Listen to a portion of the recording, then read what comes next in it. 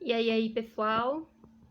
Vim falar um pouco com vocês, mais um pouco, sobre a minha experiência incrível que foi o Egito. Eu postei algumas fotos de flores, especificamente aquela trepadeira primavera, que a gente conhece bem aqui pelo Brasil. Postei lá no meu perfil do Instagram e no Facebook. E aí eu imaginei que alguns de vocês pudessem ter essa dúvida, né?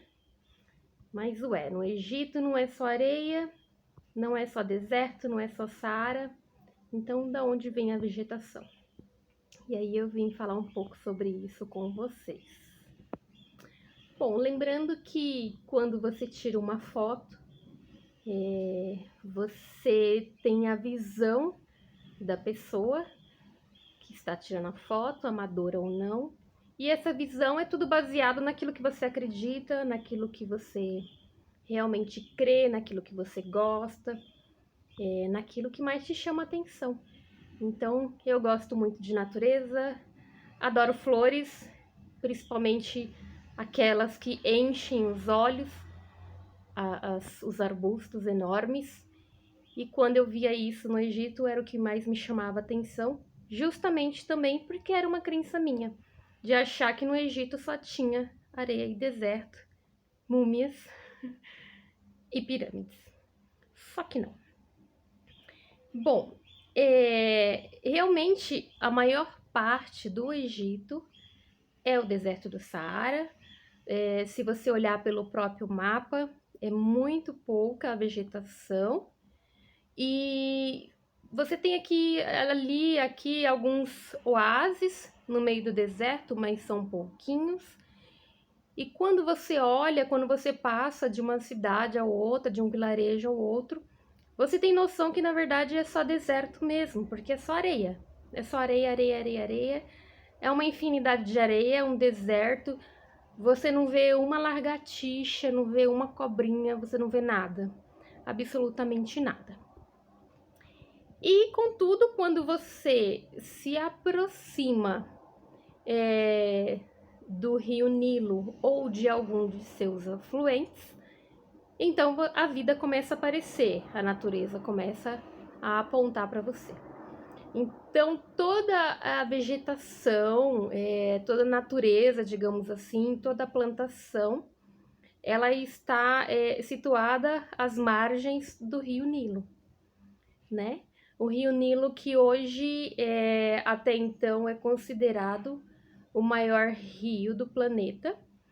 Tem aí alguns questionamentos, né? Uma certa rivalidade entre saber quem é o maior rio do planeta.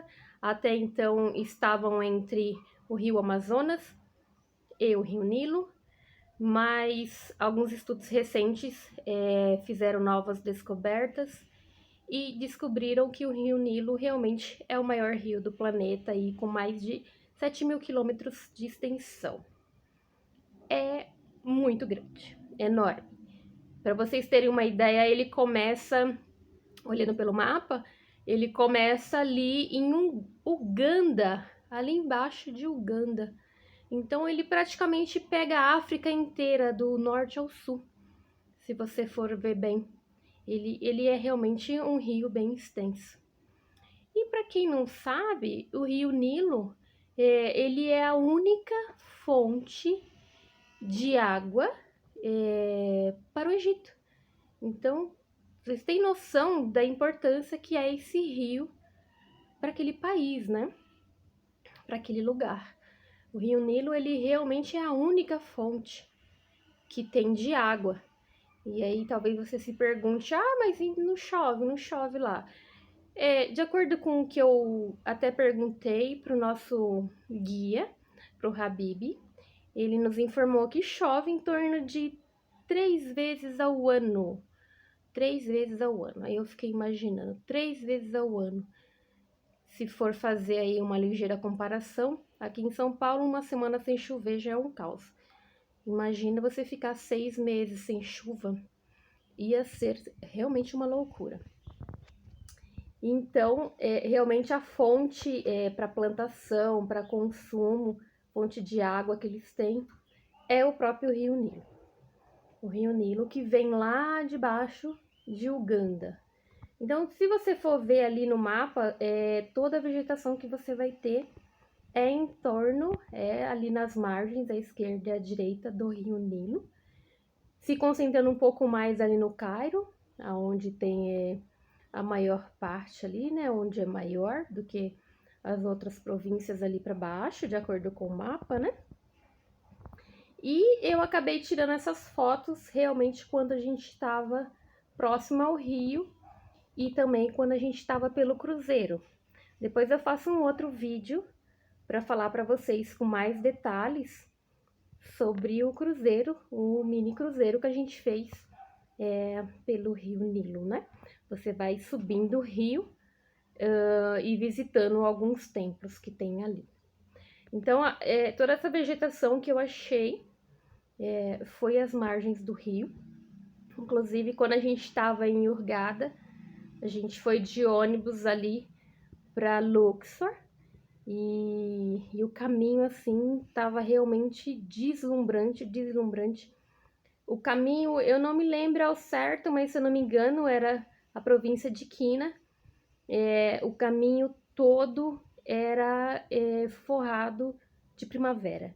O caminho inteiro forrado de primavera, simplesmente fantástico. Infelizmente, o ônibus não parou, não pôde parar, né? Ali não é um lugar turístico, é só um lugar realmente de passagem. Então, as fotos que eu tirei não ficaram tão boas, porque tirou com o ônibus em movimento, e aí eu só tinha uma chance de tirar uma foto. Então, eu consegui pegar uma ou outra foto, né? Mas peguei algumas que deu para ter noção, que depois eu vou postando mais. Mas, assim, plantas incríveis, uns ramos gigantes, gigantes, gigantes, gigantes. Fora isso, você tinha ao redor do Nilo, você tem muitas plantações, muitas plantações. A maior parte da população ali do Egito são, digamos, agricultores, então eles vivem ali das suas plantações.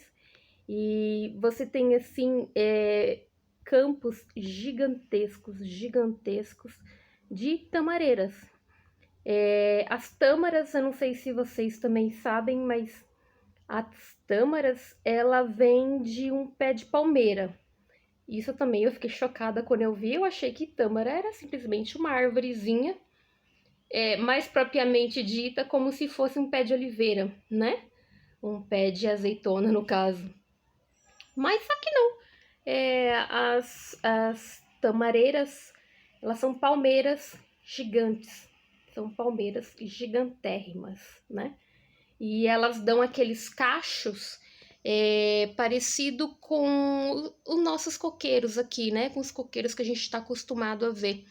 Então, dão aqueles cachos enormes com as bolinhas e aquilo ali que são as tâmaras, né? Que comemos bastante, né? Por sinal. Então, é isso, pessoal. É só algumas curiosidades a mais. Depois eu faço um outro vídeo para contar, então, sobre o Rio Nilo, sobre o cruzeiro que nós fizemos no Rio Nilo. E eu faço talvez um vídeo também mais dedicado às tâmaras, que são, assim, interessantíssimas, interessantíssimas. Uma outra curiosidade da tâmara é que eles falam que quem planta a tâmara nunca colherá. Porque a tâmara, eu acho que demora em torno de 100 anos para você começar a produzir. Então, imagina, nem que o recém-nascido plantasse, a média de pessoas que vivem no Egito vivem até os 73 anos, mais ou menos.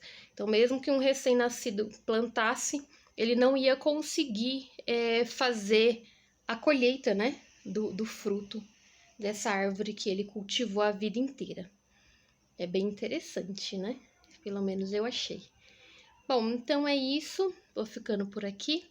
Até o próximo vídeo. Yala, yala!